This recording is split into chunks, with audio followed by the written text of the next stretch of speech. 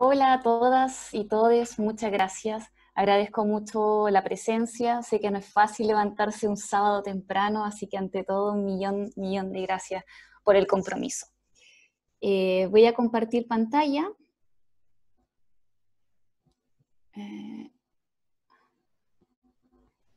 A ver. Súper. No. Ahí sí. Ya.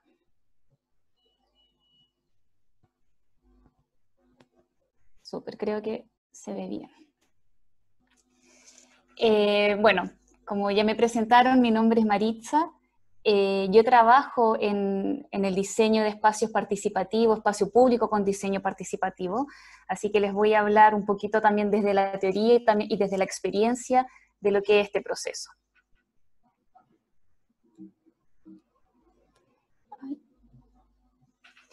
Para esto he dividido la presentación en 3 bloques. Primero, la mujer en la toma de decisiones. Segundo, vamos a ver herramientas de participación. Y el tercer punto, que tiene que ver con las metodologías para el desarrollo de diagnóstico participativo, que es donde más voy a ahondar. Primero que todo, cuando hablamos de la mujer en la toma de decisiones y cómo la mujer se articula asociativamente de una manera horizontal, y cómo repercute y cómo nos movemos hoy en día, creo que es indispensable hacer un repaso o una pincelada de la mujer en la toma de decisiones en el periodo de dictadura. Creo que abordar este periodo de cómo la mujer se articula horizontalmente en el periodo de la subsistencia familiar es indispensable para entender cómo eso repercute en cómo nosotras ahora nos organizamos territorialmente. Yo me voy a enfocar en el caso de Chile, pero sin duda esto se extrapola a cómo las mujeres nos organizamos asociativamente de manera horizontal, justamente en los periodos de crisis y subsistencia. ¿Por qué quiero abordar el tema de las organizaciones de las pobladoras? Uno, porque cuando esto nace en pleno periodo de dictadura, perdónenme, voy a minimizar acá que no las veo bien, ahí sí. Las organizaciones de las pobladoras, cuando nacen y se organizan, ellas lo que buscan es satisfacer colectivamente, buscar una asociatividad entre ellas ante el retiro del Estado y su política subsidiaria. Además, la organización de pobladoras busca espacios afectivos de encuentro y desarrollo personal. Además, una acción social comunitaria que tiene que ver con la asistencia de problemas vitales que tiene que ver con la alimentación y la ayuda al núcleo familiar. Y por todo, la posibilidad de participar en la toma de decisiones, que esto es clave, que aquí hay un portal y una participación inédita en la mujer a nivel colectivo. Se vuelve una actora social, colectiva en estas situaciones.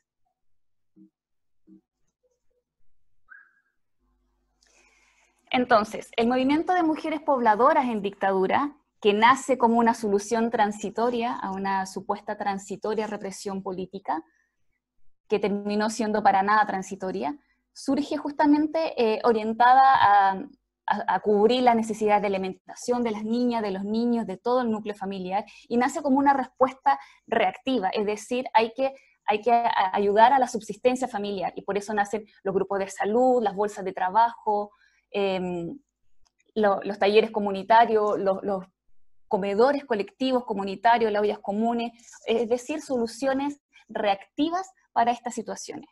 Pero luego, como les decía, como esta represión política no fue transitoria, fue bastante larga, la mujer y los grupos de mujeres se fueron complejizando, se fueron politizando cuando entendieron su condición de opresión y subordinación de género. Y es así como nacen movimientos emblemáticos como son las mujeres pobladoras de Peñalolén, los Frentes de Liberación Femeninas, entre otros. Y esta organización de mujeres tiene un rol preponderante en la realización de las ollas comunes. ¿Qué son las ollas comunes? Las ollas comunes son la organización donde las mujeres se agrupan como una respuesta participativa y organizada frente al hambre, y como una reacción también a esta labor asistencialista que tenía la Iglesia Católica. Es sumamente importante, ya que las personas organizadas en esta época, un gráfico del año 86, de la región metropolitana, estamos hablando más de 24.000 personas organizadas justamente a ayudar en temáticas de alimentación, como son las ollas comunes.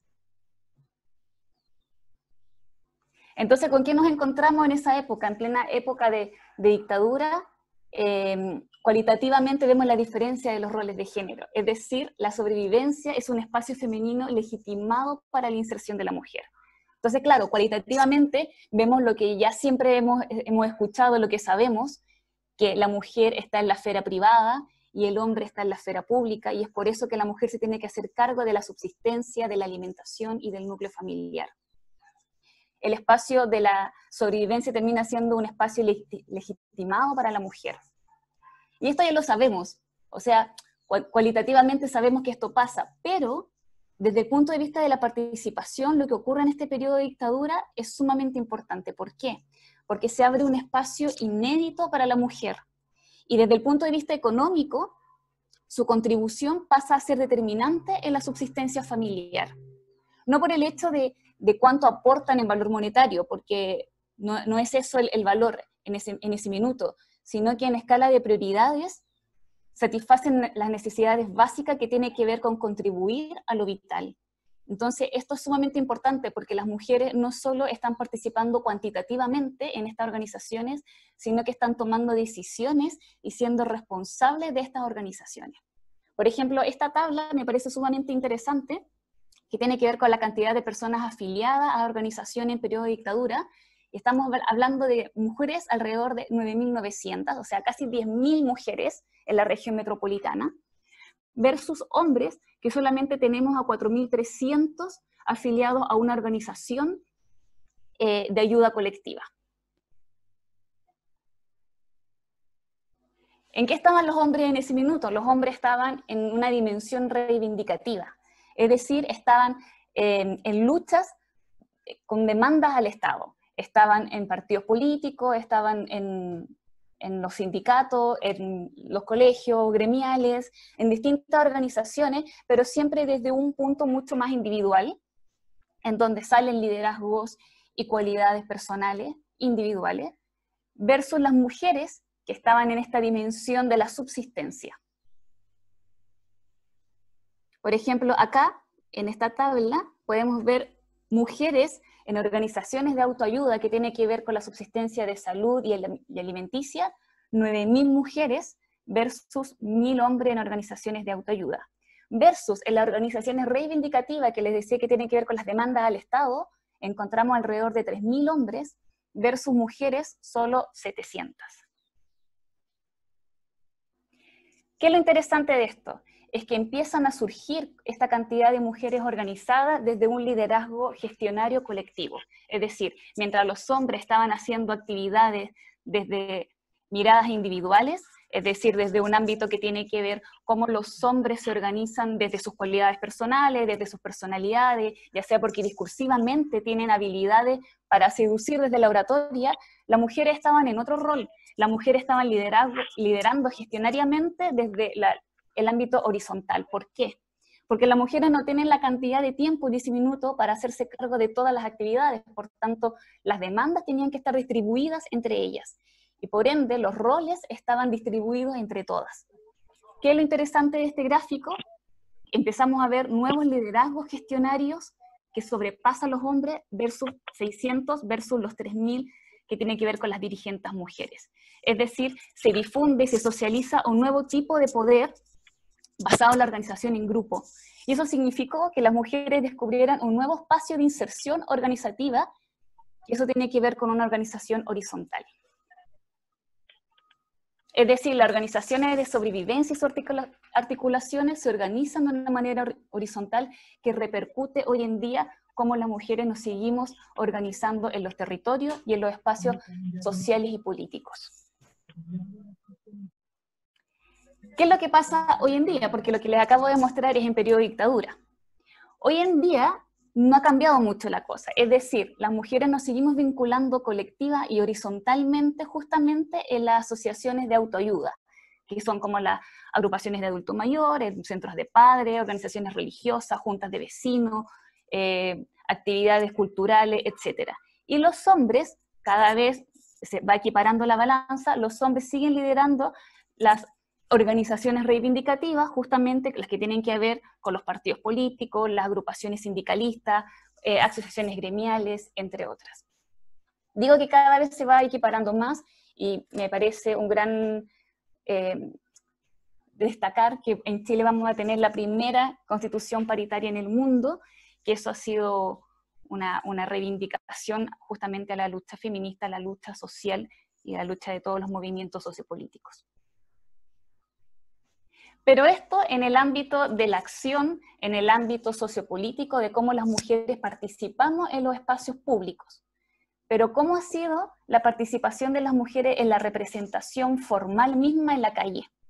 Y puse este gráfico que me parece muy interesante, que tiene que ver con la cantidad de calles vinculadas a nombres de mujeres. Para eso puse un gráfico que ocurre en España, que me parece muy interesante, que muestra la cantidad de nombres que tienen, o sea, la cantidad de calles con nombres de mujeres, que va desde el 10 al 20%, y el caso, bueno, más crítico que tiene que ver con el de Valencia, que es solo un 10%.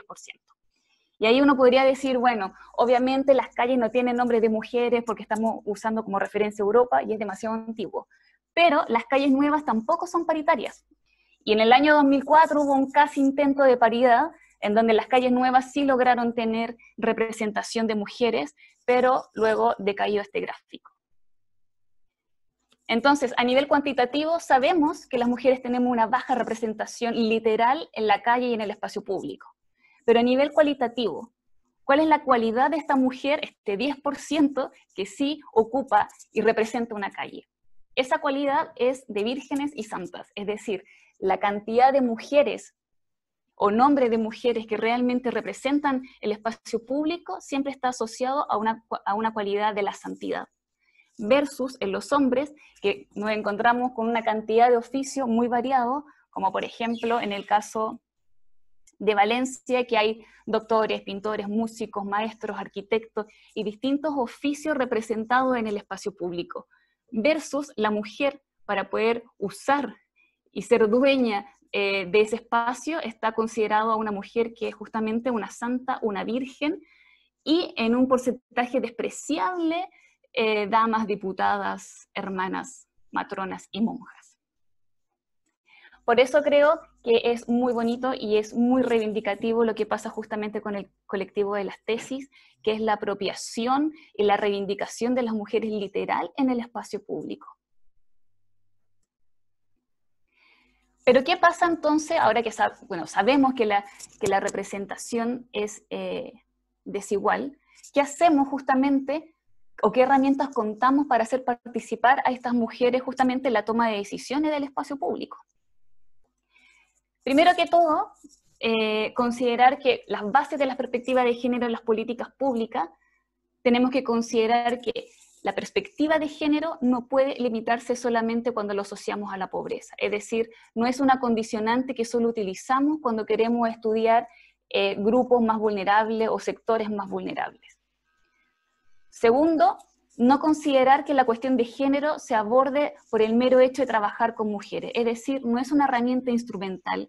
No porque hacemos un grupo con 10 mujeres...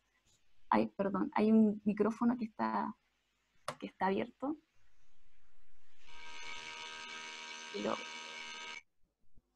Muchas gracias.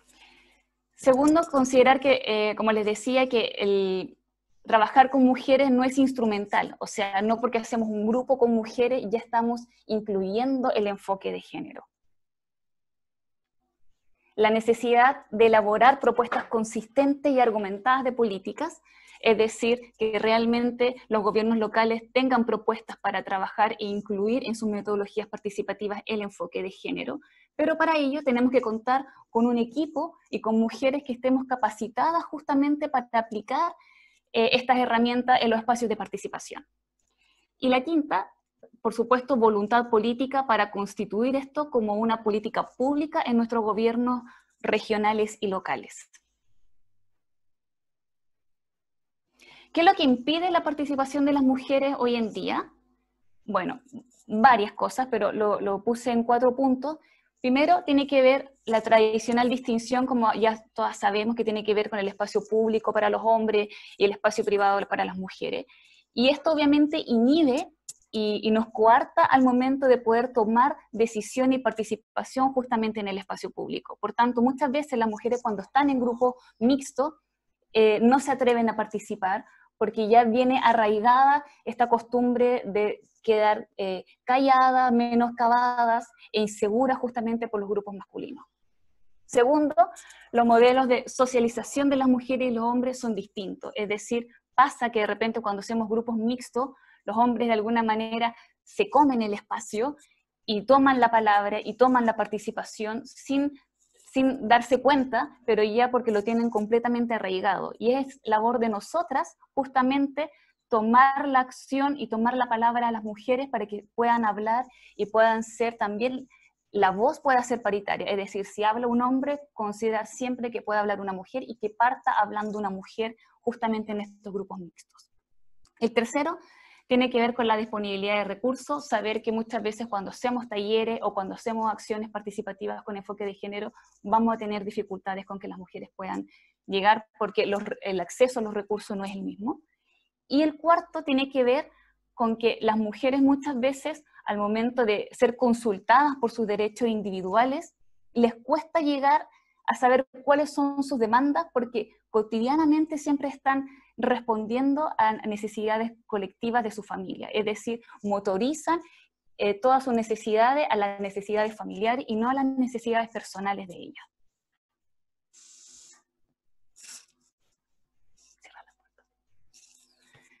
Consideraciones para la participación de las mujeres. ¿Cómo hacemos entonces para que estas mujeres puedan participar y podamos respetar estos procesos democráticos cuando queremos trabajar con el espacio público, con los espacios colectivos de acción?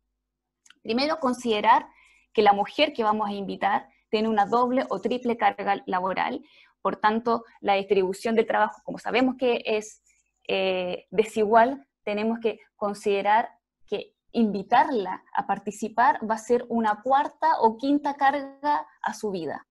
Segundo, saber que si invitamos a las mujeres a espacios participativos, estas mujeres probablemente van a llegar con sus hijas y sus hijos y nosotros tenemos que ser capaces de poder responder a las necesidades de ellas y también contar con un espacio para que ellas puedan venir con las niñas y los niños. Y tercero, considerar que el horario debe ser amigable para ellas. Es decir, tienen que ser unos horarios, en lo ideal que no sean los fines de semana y que no sea posterior a las 6 de la tarde, que es justamente cuando ellas tienen una mayor carga en sus hogares. Por tanto, cuando hacemos un trabajo participativo con enfoque de género, ya sea desde el área del diagnóstico o de la planificación, tenemos que considerar que una planificación estratégica o un diagnóstico estratégico no es lo mismo que una planificación o un diagnóstico desde el enfoque de género. Aquí puse una tabla con las diferencias de lo que es una planificación estratégica, es decir, cuando trabajo en los territorios con hombres y con mujeres, pero por igual a cuando trabajo desde la mirada del enfoque de género. No voy a ahondar en cada una de las columnas porque es muy largo, pero lo puse acá para que después cuando revisen el PowerPoint puedan leerlo. Pero en resumen, lo importante de entender que tenemos que trabajar con la planificación del enfoque de género es porque esta herramienta va a dotar a los gobiernos locales de una verdadera herramienta democrática de equidad e inclusión.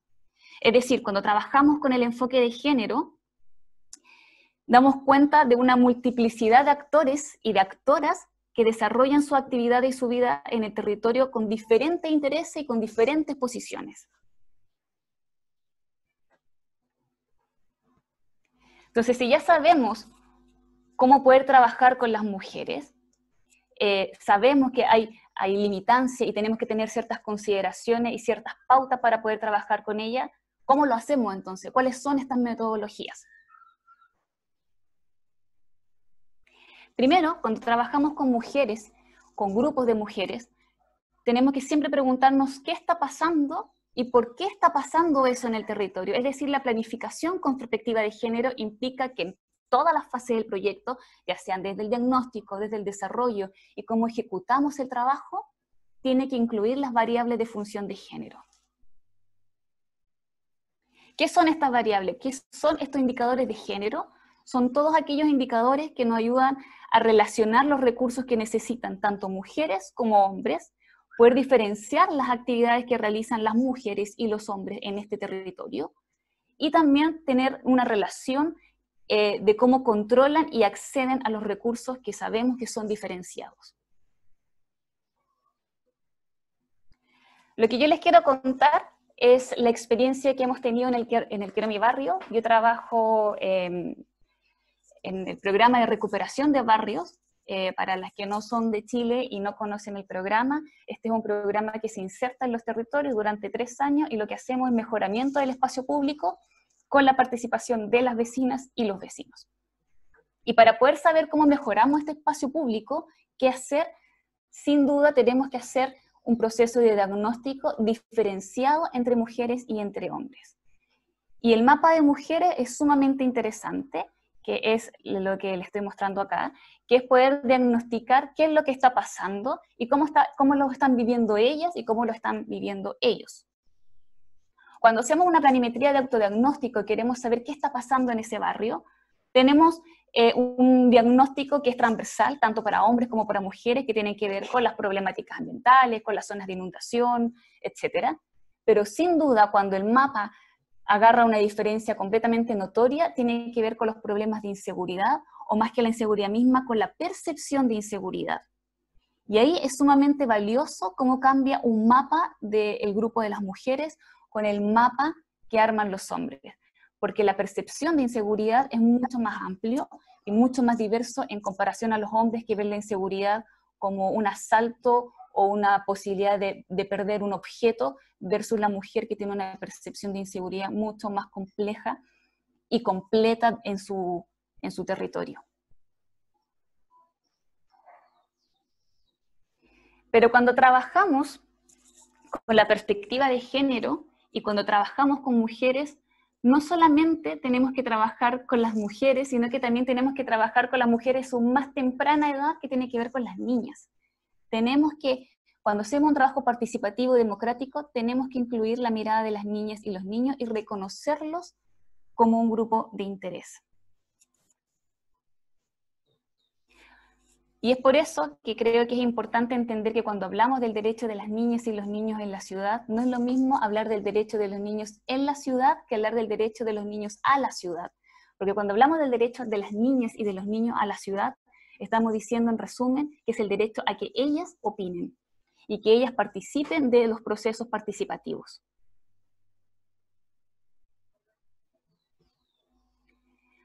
Muchas veces no se considera a las niñas y a los niños, y esto es por varias razones, porque las niñas y los niños son considerados sujetos de segundo grado, porque se piensa que las niñas y los niños no tienen un pensamiento crítico, qué podría aportarnos una niña y una niña del espacio público, a qué conclusiones podría llegar, qué saben ellas y ellos de lo público, porque tenemos una mirada sumamente adultocentrista del espacio público.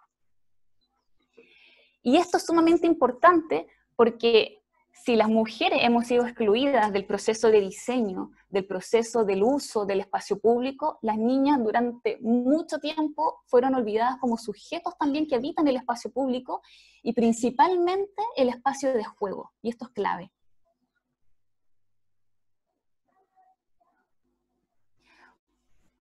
Ya, ¿por qué digo que es clave? Porque ya a mediados, yo creo que de los años 90, que muchas geógrafas comenzaron ya a interesarse por las geografías de la infancia, por las geografías de la niñez, y empezaron a estudiar y a darse cuenta que las niñas y los niños no se comportaban de manera igual en el espacio público y que su incidencia era distinta. ¿Por qué es distinta la incidencia de las niñas y de los niños en el espacio público? Yo creo, bueno, principalmente, en resumen, yo creo que por dos.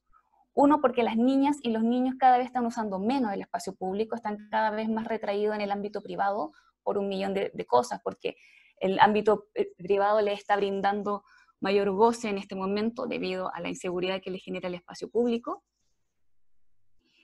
Y esta inseguridad del espacio público hace que lo que se genera en el espacio público es un espacio construido por adultos, para adultos y vigilado por adultos. Es decir, tenemos a los niños encerrados en nuestras casas, a las niñas encerradas en nuestras casas, y el poco espacio público que generamos para ellas y para ellos es un espacio que al final está para satisfacer al adulto y no para satisfacer a las niñas y a los niños. Y la segunda razón tiene que ver porque la planificación urbanística ha dejado de lado el diseño de ciudades que contemple áreas de juegos como una herramienta vital en el desarrollo de la infancia. Y cuando se desarrolla este espacio público para las niñas y los niños, no es equitativo, es completamente diferenciado. ¿Por qué? Porque las niñas terminan usando menos el espacio público, justamente por esta inseguridad, porque las niñas pueden usar el espacio público cuando la mamá o el papá llega de la casa. En cambio, los niños suelen andar en su barrio solos, salen en la mañana, llegan de tarde, llegan de noche, tienen una autonomía y una libertad para moverse por su barrio que las niñas no poseen. Y es por eso que podemos ir a una población, a una villa, al lugar más precario posible, pero sí o sí vamos a ver una cancha de fútbol, como sea. Y en esa cancha de fútbol vamos a ver siempre niños jugando, a diferencia de las niñas, que las niñas están recluidas en sus casas y a pesar de que tienen una mayor diversidad de intereses y juegan de una manera más variada, están concentradas en su vivienda y usando cada vez menos el espacio público. Y no es que las niñas obviamente no se interesen por el fútbol, sabemos que estas actividades deportivas son de intereses de ellas, pero la heteronorma hace que los niños usen más el espacio público y como ellos pueden salir y tienen esta autonomía, terminan usando el escaso espacio público generado para la infancia.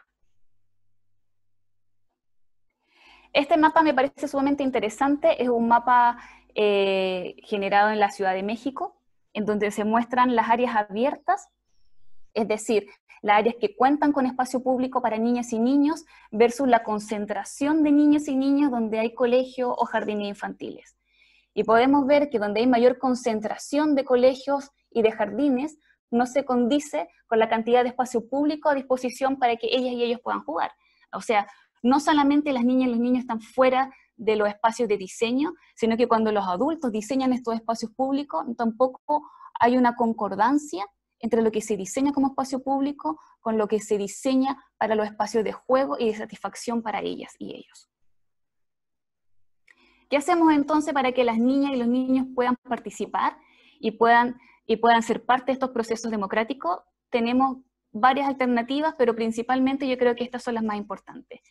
La clásica es la que se ha hecho siempre, que tiene que ver a interesar y vincular a las niñas y a los niños como en los espacios de participación, pero siempre desde una mirada adulta. Es decir, nosotros los adultos diseñamos y las niñas y los niños usan el espacio público como un usuario y nada más.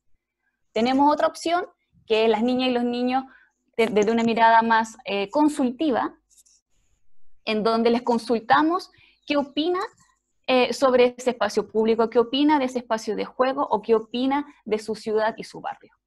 Y el más importante, en donde ellos no es una participación consultiva, sino que es una participación vinculante y vivencial que tiene que ver con los talleres, en donde se considera su opinión, se considera sus visiones y se considera el diagnóstico de cómo ellos habitan y ellas habitan ese espacio.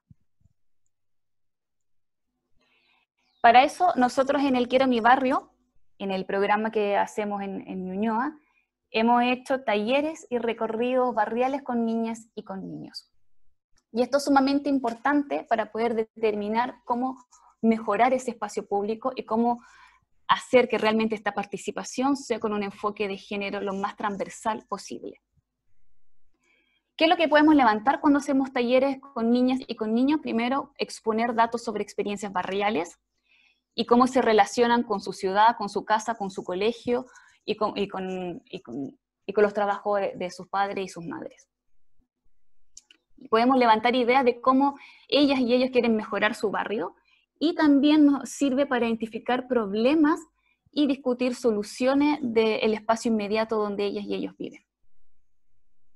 En el caso del Quiero Mi Barrio, nosotros hemos hecho distintas metodologías y me parece interesante mencionar que, por ejemplo, en el año 2015, cuando yo partí haciendo el Quiero Mi Barrio, no incluimos la perspectiva de género como un factor primordial al momento de trabajar con las niñas y los niños. Es decir, dijimos, niñas y niños piensan y actúan por igual, vamos a hacer talleres mixtos porque no hay diferencia entre ellos. El resultado de eso fue un resultado óptimo porque realmente pudimos levantar las necesidades, pero no fue una metodología exhaustiva porque no consideramos que efectivamente los sueños de las niñas y los niños son similares, pero las vivencias desde el presente, como ellos habitan su espacio, es completamente distinto. 5 años después volví a hacer este programa. Yo ya tenía completamente incorporada la perspectiva de género, me había vuelto una mujer feminista, las instituciones públicas también han cambiado afortunadamente su visión, y ahora sí se aplica la perspectiva de género al momento de participar con niñas y niños. Y lo que hicimos esta vez, a diferencia de mi experiencia 5 años anterior, fue separar a las niñas y a los niños en el proceso de diseño. Y lo que hicimos fue hacer recorridos separatistas.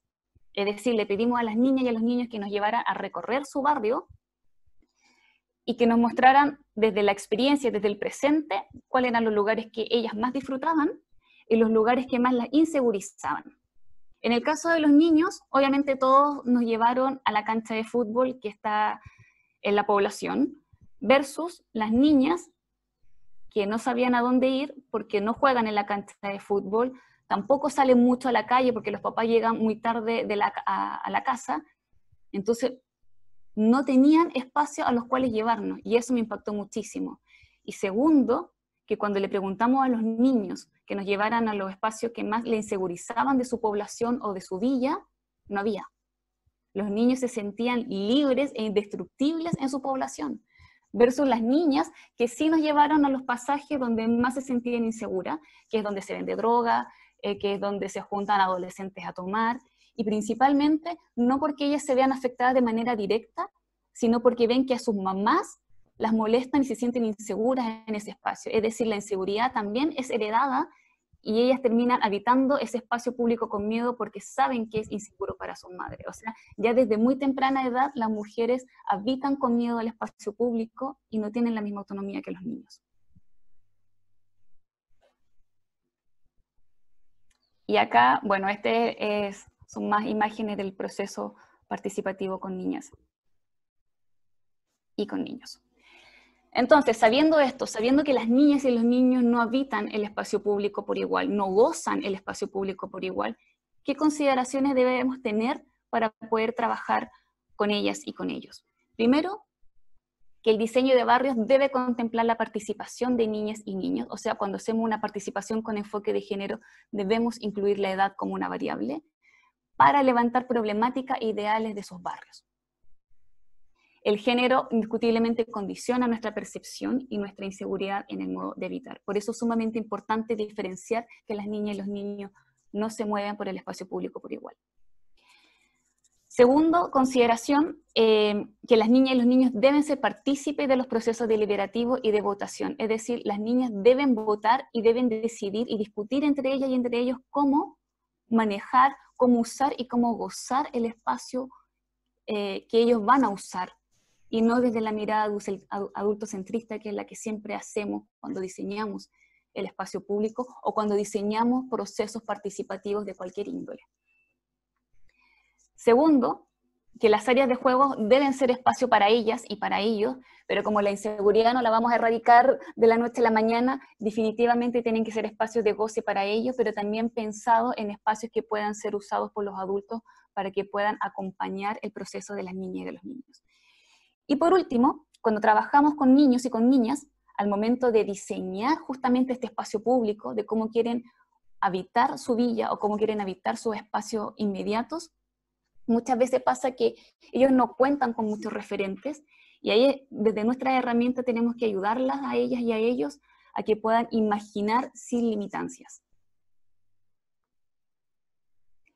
¿Cuáles son las herramientas que cuentan hoy en día los gobiernos locales para esto? Que me parece sumamente importante mencionar, son los consejos infantiles.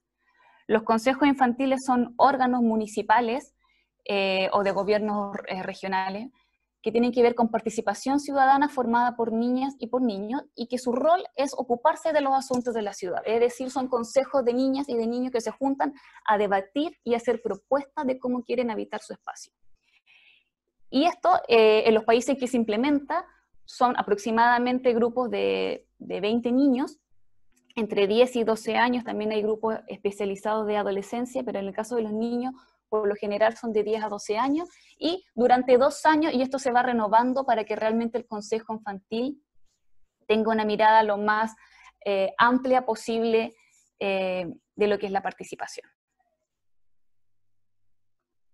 ¿Por qué es importante contar con consejos infantiles o consejos de la infancia, perdón, de la niñez, más que infantil? Porque cuando tenemos un consejo de niñas y de niños, estamos diciendo, es un indicador clave de qué tan inclusiva es esa ciudad. En la medida que una niña y un niño goza el espacio público, estamos hablando de una inclusividad mucho más transversal. ¿Qué es lo que hacen los consejos infantiles? ¿O qué es lo que pueden hacer y lo que hacen en las ciudades donde se implementa esto? Primero, plantean diseños de los contextos físicos sociales que permiten una experiencia autónoma de las niñas y de los niños. ¿Por qué digo autónoma? Porque hoy en día la experiencia que tienen las niñas y los niños siempre es condicionada a que haya un adulto presente para que ellos puedan gozar de ese espacio. Segundo, sirven para planificar contextos que permitan a las niñas jugar en independencia y gozar de independencia de los padres. Esto es muy bueno, parecido al punto 1. El tercero, los consejos infantiles nos ayudan a diseñar y a proteger áreas verdes y entornos naturales de nuestros barrios y de nuestras ciudades, y también los consejos infantiles asesoran en los tipos de soluciones medioambientales y energía actualmente.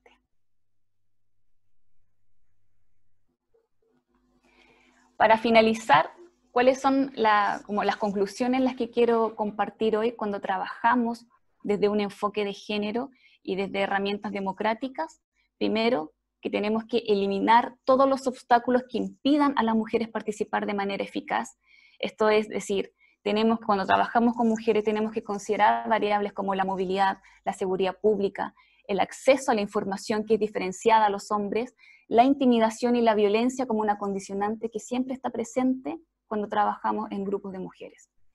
La segunda, es la necesidad de incorporar en el estudio del espacio público y derecho a la ciudad no solo la perspectiva de género, es decir, no solo trabajar con mujeres, sino que también incluir la edad como una variable de análisis de la geografía social. Es decir, tenemos que trabajar con niñas y con mujeres cuando hacemos estudios y trabajos participativos. Y tercero, para que las mujeres seamos consideradas sujetos de derechos, esta participación y este uso del espacio público y de los espacios sociales se debe promover desde mucho antes, desde la infancia, desde la niñez, para que las niñas tengan y sepan que son sujetos de derechos, que pueden opinar, que pueden deliberar y que pueden gozar del espacio público como todas y todos. Eso, muchísimas gracias.